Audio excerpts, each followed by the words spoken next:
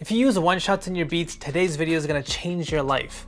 I'm going to show you 4 tips and techniques that will help elevate your one-shot game and help you make better beats.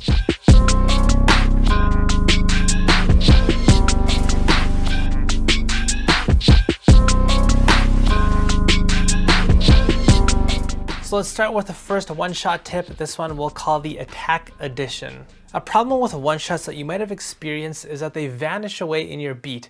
It's hard to get certain one-shots to sound loud and present no matter how much you crank up the volume. The reason why this might be happening is because your one-shot doesn't have any attack. For example, this sound here, as you can see, has 0 attack. It starts from a very low volume and then we get to the body of the sound. Now we might really like this sound and want to build a melody using it, but this shape is going to make it hard to cut through in our beat.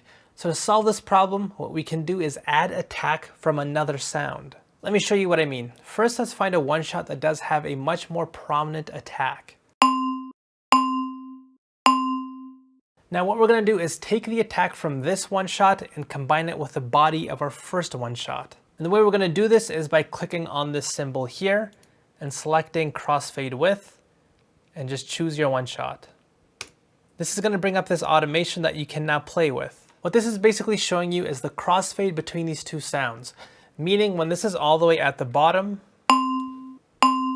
all we hear is our second one-shot. And when this is all the way at the top, all we hear is our first one-shot. So what we're going to do here is take the very beginning of our high attack one-shot. We're going to start by putting the value all the way down here. And then we're going to quickly fade into our other one-shot. Now when we play this sound, we have the attack from our one sound and the body of our other. And here I can control how prominent or loud I want that attack by just changing this initial point here. And now we end up with something beautiful. Think of this like combining the best of two things, like your mom and your dad, and getting something even more amazing from that combination. In this example, that amazing thing would probably be you. Aww. Now that I've flattered you, I demand that you hit the like and subscribe button. And if you don't, I'll take back what I said and say that you're the opposite of a perfect baby. You are a bad baby. But yeah, either way, like and subscribe. It really does help my channel out. The next tip is the Chord Creator. This tip will allow you to easily make chord progressions by just using single one-shot notes.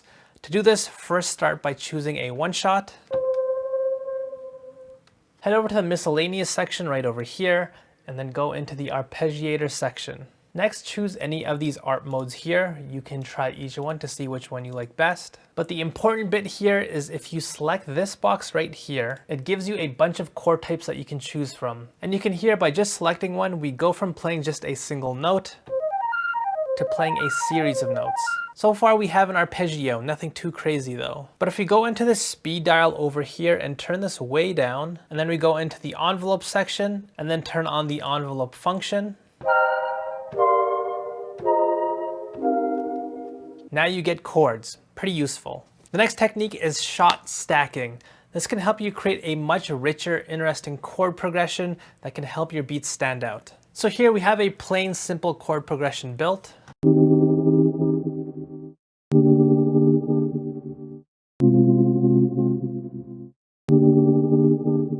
But an idea that you can use is to split this chord into multiple layers using multiple one-shots. So for example, let's take these notes down here and cut and paste them into a separate layer. We'll also take these notes here and cut and paste them into a separate layer. And by the way, when you do this, it can be a good idea to find sounds that are from a similar category, but might just be texturally different. So here you can see we have 3 different flutes, but they all sound different from each other. And now when we play our chord progression,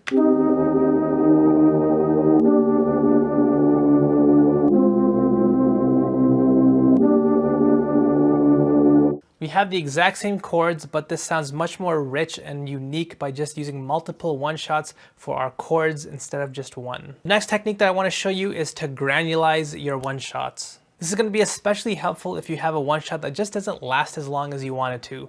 For example, we have this one-shot right here. It just doesn't last for a very long time, but after I use a granulizer, take a listen.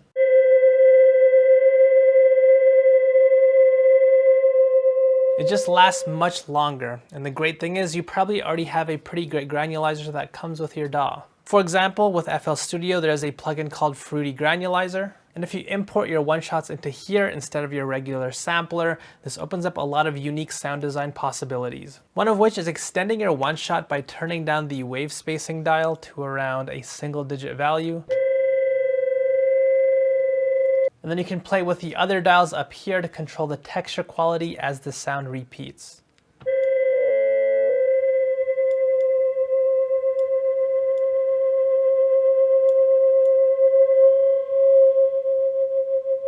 And finally, the last technique that I want to show you is effect switching. This one's a bit weird. When you cycle through your different effect presets, you've probably had the experience where as you switch from one preset to another, it creates this really unique effect. So here's our one shot. Here's one effect preset that we have. And then when we switch to the next one,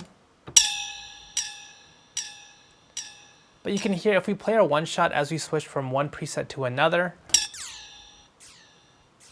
we get this really cool effect. I find this primarily happens when you use delay effects. So a great way to really reinvent your one-shots is to record this weird effect switching and use that as your one-shot instead. This can really give you a unique sound. To do this, I'm gonna right-click on my mixer inserts and select Open Audio Logger. Then as your one-shot is playing, just switch from one effect to the other and the audio logger will record everything.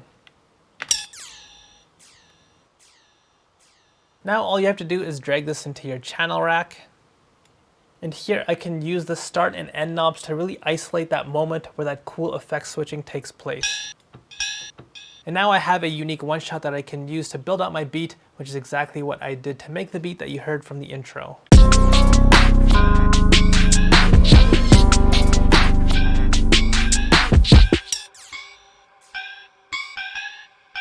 So those are some cool one-shot ideas that you can use for your beats. If you want even more one-shot tips and tactics, I have an entirely different video on this very topic. It should be showing up on the screen right now. I really recommend you check it out. If you've enjoyed this video, hit like and subscribe. Head over to betterbeatmaker.com to check out my full online beatmaking course. My free drum kit's available in the description box below, as well as a link to the Discord if you want to join my producer community. And I'll see you guys next time.